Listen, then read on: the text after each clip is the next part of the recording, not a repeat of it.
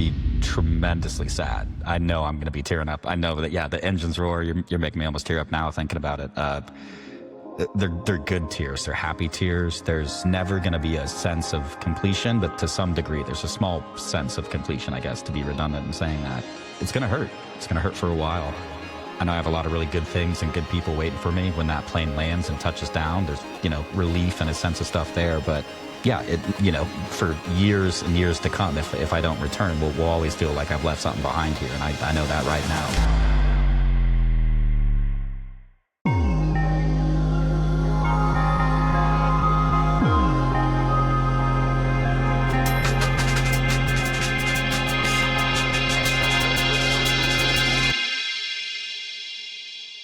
Hey folks, welcome to the Wired But Human podcast.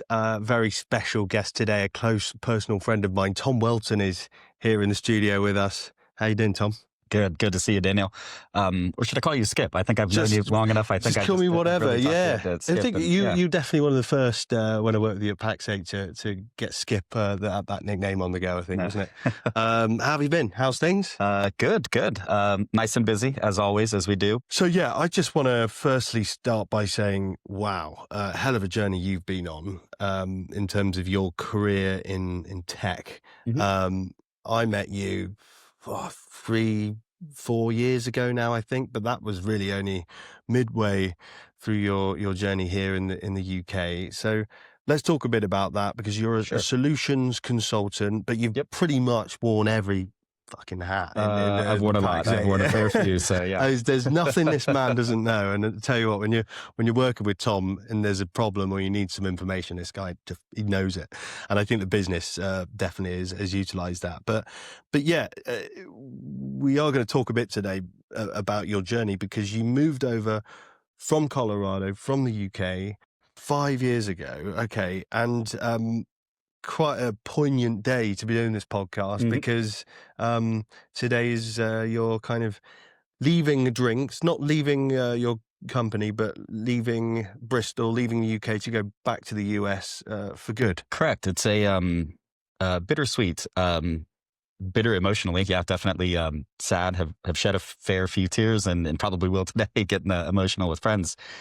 But yeah, over, half a decade here in Bristol. Absolutely love the city. Can talk more about that. I fell in love with it here. I, don't want to dismiss London by any regards, but I grew up in Kansas. I'm from a smaller, quieter part of the United States. And when I was in Colorado, even outside of Denver, I was deep in the mountains, kind of away from the hustle and bustle. Bristol really just felt like home since day one. And, I think that there was somebody in our organization came and did a little tour around the country, actually. And what he did is he spent 2 or 3 nights in London and every major kind of hub here in the UK. Ultimately, what he settled on was Bristol. And for any Americans out there watching, the analog city he likened it to was Boulder, Colorado. Bristol, in such a loving way, I'd say this is such a weird city that everybody just meshes together. And it's really a kind of a melting pot of kind of cultures and opinions and people where generally, just good vibes. And all you have to do is just walk down the hill there, go out to Castle Park on a sunny day and walk around and see how many people of every different type and form and stage of their life and doing whatever are all just there together, just kind of living along.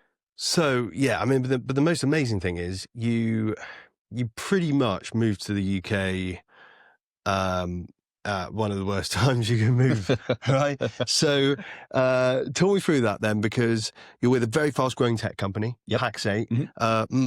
Growing massively in the US.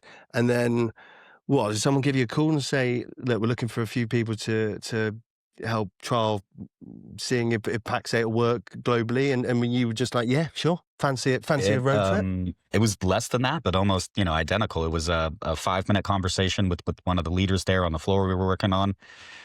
Hey, we're thinking about doing this international thing. We want to do it right.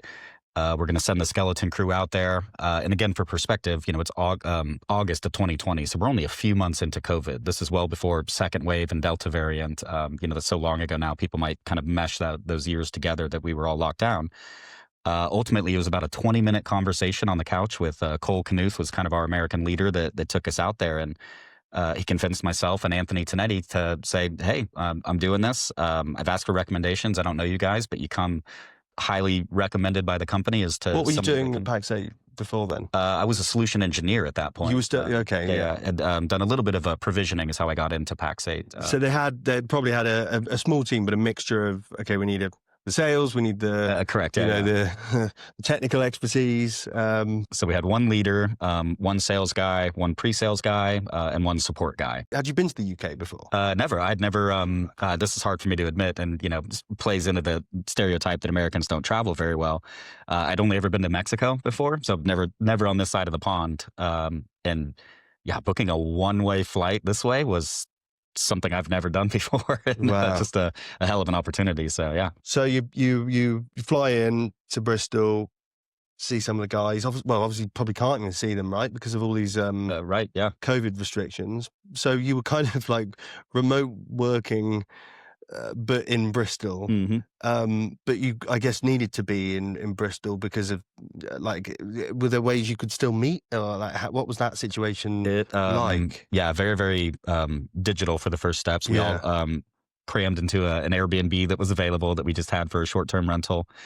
Very quickly on the fly, set up maybe 2 or 3 home office desks, and then much like everybody else in the world, working from the sofa, working from the kitchen table, trying to figure it out. And kind of the 4 Americans came out, but then there were 3 locals that we tapped into. So that kind of talk about that original team.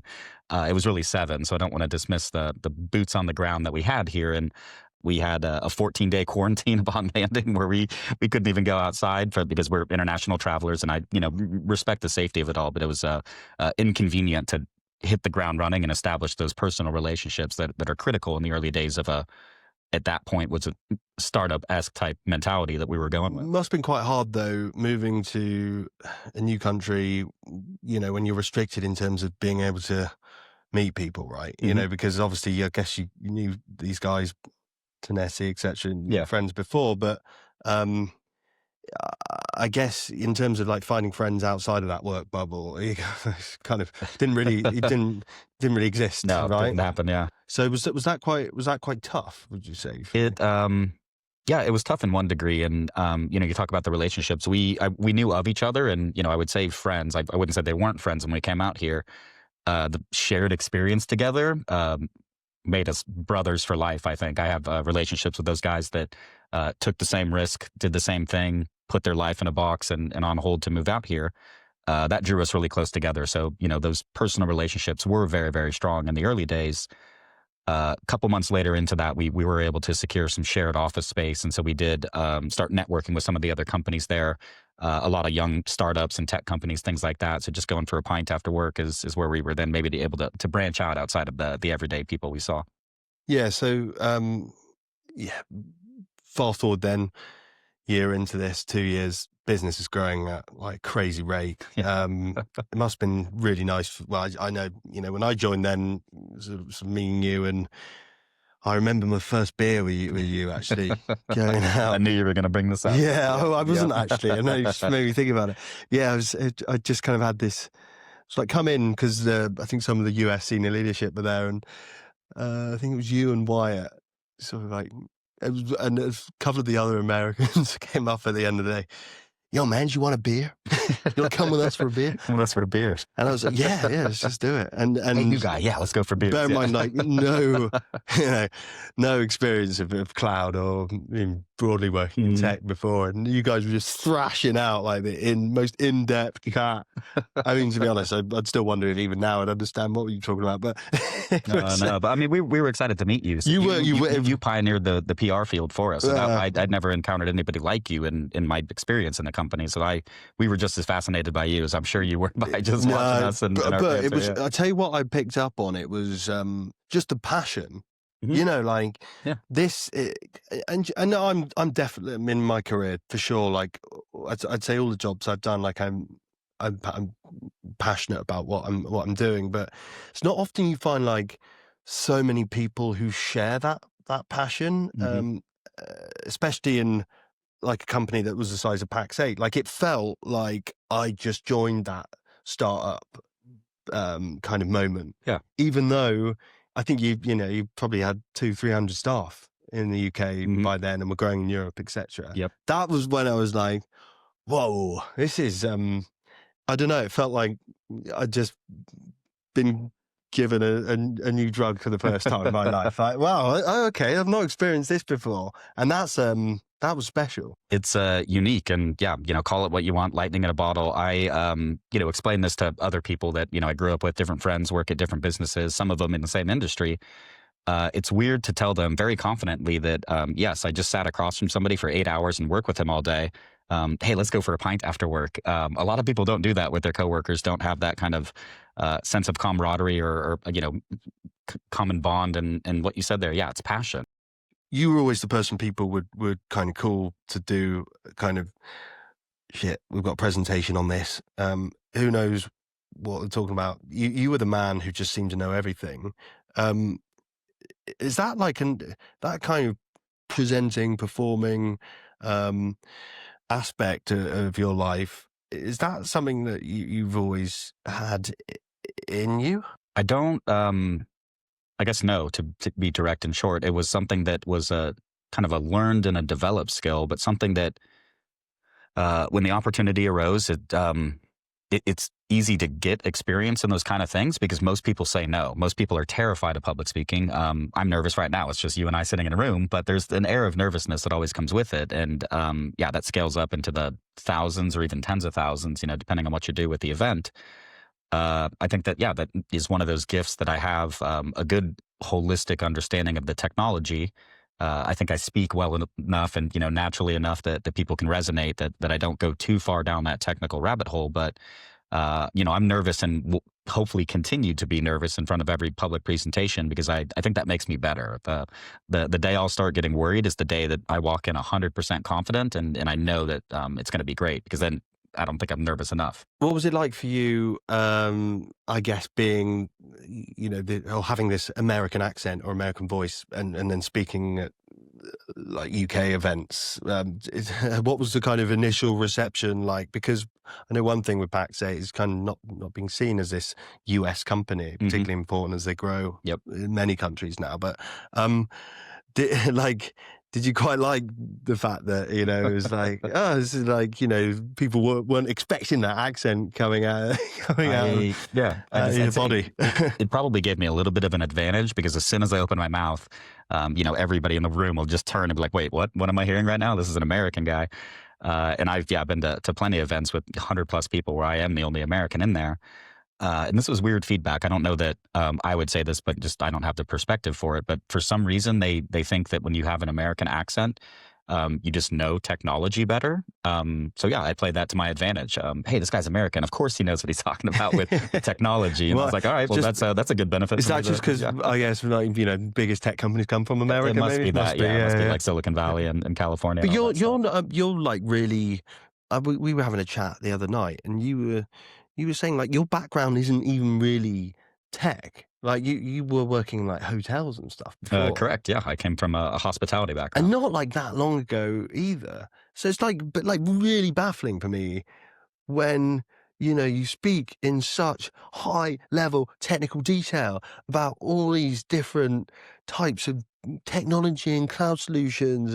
But then you can also see the big picture as well. Like, is this, have you just picked up, are you someone who like picks up information really quickly and, the homework for you or the research, is that like part of your DNA, like enjoying doing that? Or do you think it's something you had to do in this role? I'm so intrigued. I mean, a little bit of both. It was, something I think that, I've discussed this before with a few interviews, but imposter syndrome is a real thing. And I'll fully admit that I felt like the biggest imposter at the organization in the first couple of years that I was there. And that, shakes away over time through experience, through brute force, call after call after call after days. But, what really turned it on for me and, anybody out there listening that's looking to get in technology, certifications, they made a huge impact to my mental confidence in myself because the company, says nice things about me when I do well. And, it's nice to get good compliments from somebody inside the organization, but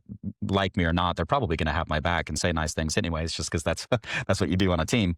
The certification was able to break out of that. And I was able to go to, a lot of them in Microsoft, which is a vendor specific cert route. But another big one I'd champion is the CompTIA certifications. And so the Security Plus in particular was one that When I took that test and I studied for that test, stayed up many late nights, stressed out a lot about it.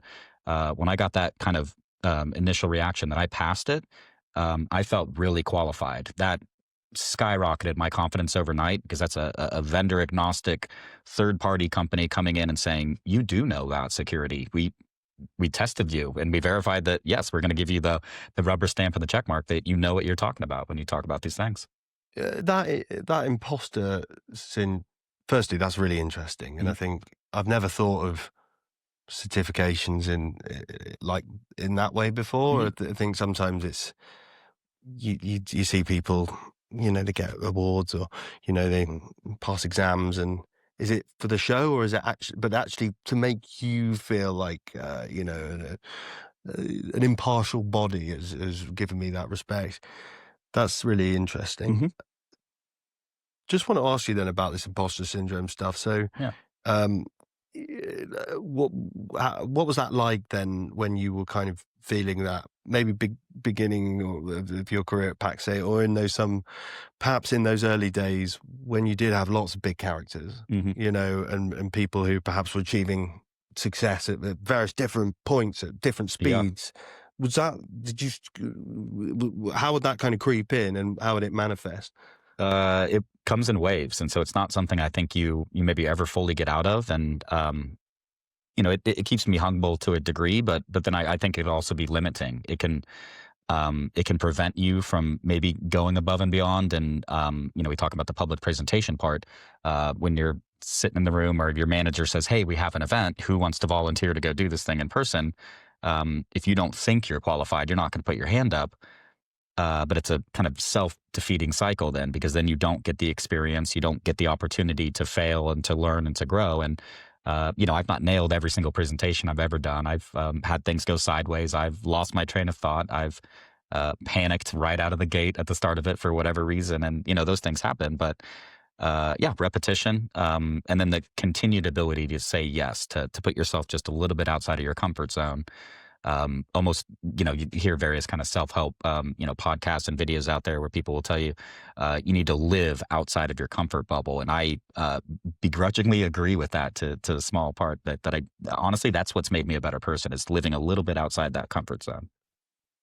What would you say has been the most challenging thing about giving up your life, moving to a new country to work and champion a fast growing tech company? Yeah, and I guess this is it's an easy answer for me. It's an emotional answer for me. It's yeah, my family. So I am very fortunate enough to have a spectacular mom and dad, and a lot of people don't know this about me that know me here locally. I'm one of six kids, and so I Right. have I didn't know that. I have three brothers and two sisters, and so aunts, uncles, cousins, and things like that are very much my extended family. But my core family unit is eight people big, and yeah, somebody that always had somebody to fight with, always had somebody to side with growing up, and yeah, leaving them behind, I think has been by far and away the toughest challenge. And in addition to friends and Colorado and the mountains and things like that. But I guess you hadn't been away like for that length of time from your parents before. And how old were you when you moved here? I was 28. 28, Yeah, yeah. yeah, So still like, still quite young, yeah. when you've not got family Hmm. and things like that yourself yet. Yeah. What was So that like? Did your parents expect you to, and siblings, wider family, did they expect you to be here for this long? I don't think so. And I didn't expect her to be here this long. The company didn't expect it. It was very organic, and I guess, and I think what I found most about it, and makes it very emotional now, and maybe me returning, is how much I grew, and how much I see how different I am than the person that left all those years ago is, and that's something that can never be taken away from me. It's hard to see when that decision to go back, ultimately is when there's no finish line. There's no, okay, here's the objective, here's the measure of success. It becomes very gray and murky with that. And so How are you different then? Now, man, before he left it, on that plane. well, I'm more empathetic to the world around me that's going out there. And I know that I represent all Americans in this conversation, but I can understand why, sometimes that prevailing attitude that we're very isolationist almost in the way that we regard stuff. And, um, you see all those videos out there. People can't find various countries, including the UK, on a map, even. And, I shake my head, makes me silly sometimes. But yeah, I'm fascinated by the cultures and the people and the languages that I've explored and been to. And I'm very proud to say that, I've been to Finland. I've been right over the Black Sea or whatever body of water it is there. Didn't figure in my life I'd ever be that close to Russia. Yeah, your And, passport's now my like, passport I've got some stamps, man. I've got some stamps and some tails, and it's astonishing, yeah, to be able to go do that. I made it to Greece and Albania this summer, and just absolutely blown away by what was over there and what I experienced as a person. Versus what I maybe learned in my school textbooks in Kansas. And so a little bit of a system shock to come out here for it, but a good one and a healthy one. And I'm appreciative of the person that I am. And, I might reside in the United States for the next couple of years, or I might return. But I think I feel the call, though, and I feel more global in my sense of understanding and belonging, and certainly more in tune with European politics and things like that. I know it's been kind of a rough couple of years with various conflicts of all sorts of degrees, and a tough subject that is interesting from an American perspective is Brexit. So I know people kind of don't like to talk about that as much anymore. That's a tough subject, and I don't try to impose on people about that. But yeah, fascinating to me to come over. So while we were going through COVID, it was also during Brexit. So that's but also you by being here and doing what you did with Pax8 at that time, or not so long after, you can see it. You can see these things in real time. I love that what you said. It's all about.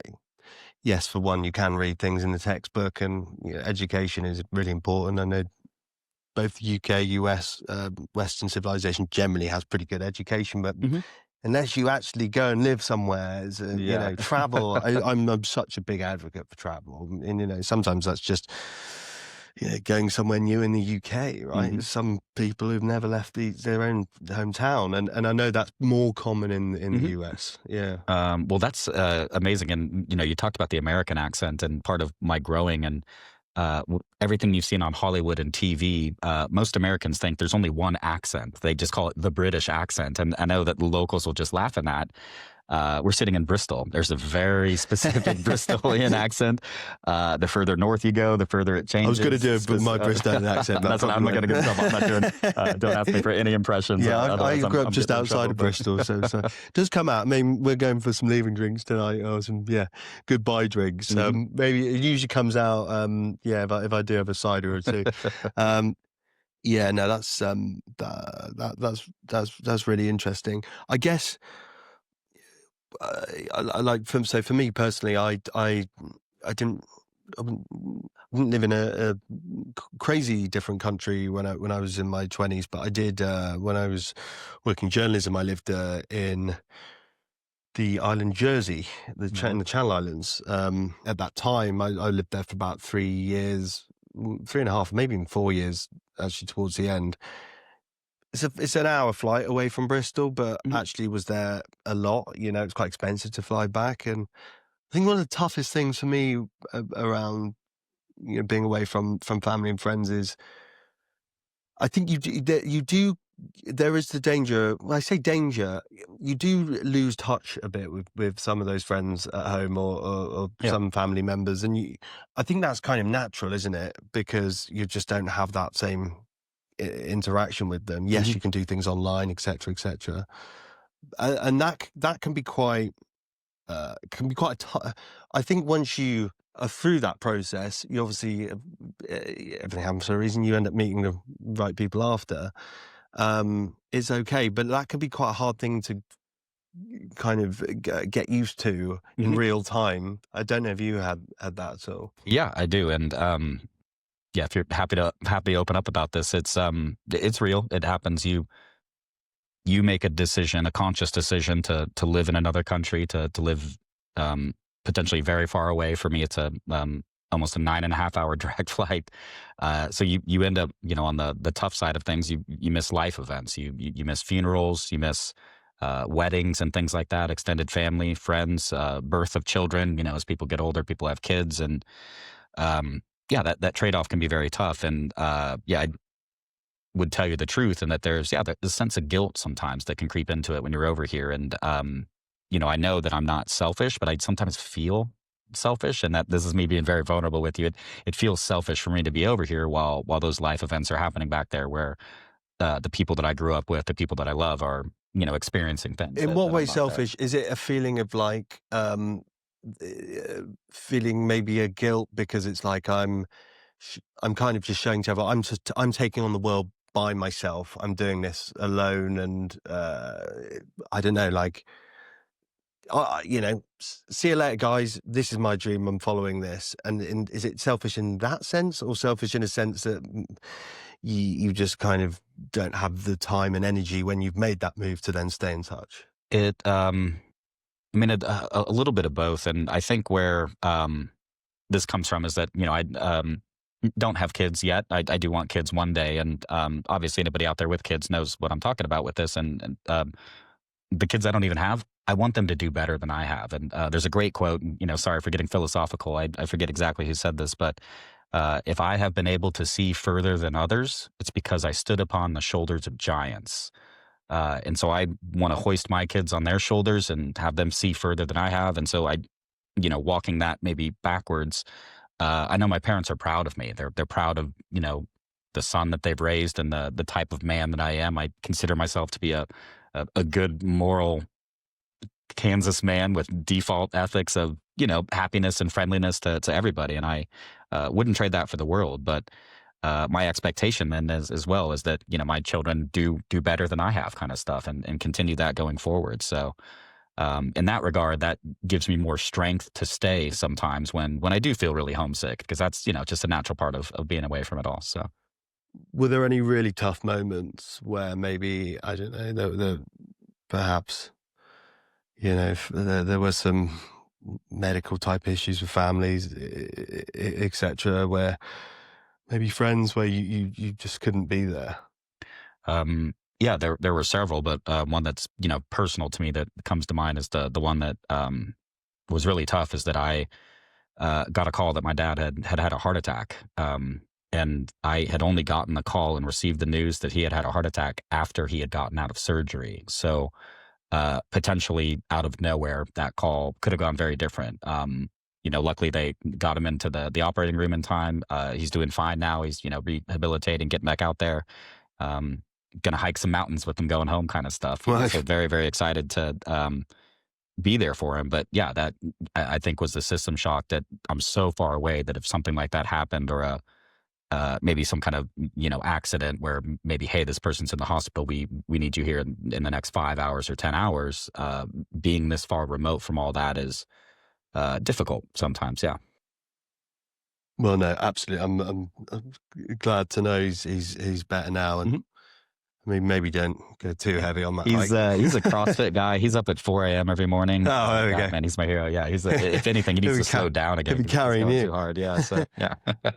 How do you think things will change for you, not just in a career sense, but like personally, in terms of going back home and seeing old faces? And where do you sort of envisage the path of the next 5 years for you?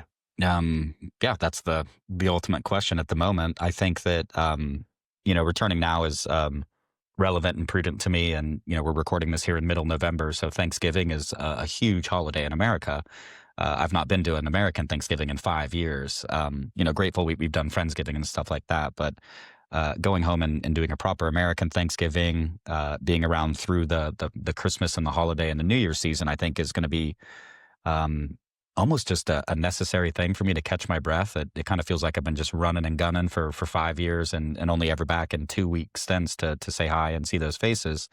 I think really getting settled in, being in Colorado, I'm a snowboarder. I love the mountains. I love just going down that. I think that's going to be great. But where the uncertainty comes for me is probably that first week of January next year. I think I've narrowed this down to, what does that perspective look like staring down all of 2026? And after having spent 6 to 8 weeks back home, do I do I feel the call of the wild? Do I feel the return out here? Am I going to find, American life too domesticated for my liking? Probably harder to find a relationship. Like if you're in a city where you're not really sure when you are going to be moving back home, or don't know where the job's going to take me. I mean, I guess moving back to Colorado to some extent creates some level of stability in the sense that that's where your roots are. Or Does. maybe it doesn't now that you've traveled and lived abroad. I don't know. What's the It's answer? it's a little bit of a personal answer. So if she ever watches this, I might be in trouble. But there's a girl. But that, when I say there's a girl, there's somebody that I've had a deep friendship with for almost 10 years, kind of stuff, and that is a relationship that kind of recently has also evolved a little bit to more than that. Which is exciting, and it's great, and it's fun. And so when you talk about putting down roots, that's kind of where my mind went with that, to ask myself, hey, is this something that I want to make real? And so I think part of my period going back, and in addition to family and friends in the mountains, is to also see, about that relationship side of things, just because, God, it'd be really cool to fall in love, man. Yeah, that sounds awesome. That sounds great to me. I want to do that. Yeah, I'm looking for that out. I mean, Yeah. it does sound good. I've heard good things. Well, that's lovely. Yeah, yeah. And I guess you will only know if it will work, if it's right, when you Yes. get that Mhm. time, chance to spend that time together, actually in person for a good period of time. Agreed. And then you're going to see these, there's different kinds of routes and future planning and stuff that probably emotions that start to come into play then, which you just naturally just don't happen until you meet that person. Yeah. Agreed. Yeah. Oh, congrats. That's something to look forward to when you're Thank you. after Yeah. that 9-hour flight and you're walking off the plane. Sort of reminds me of Love Actually now, I'm thinking, especially kind of going back near the Christmas period.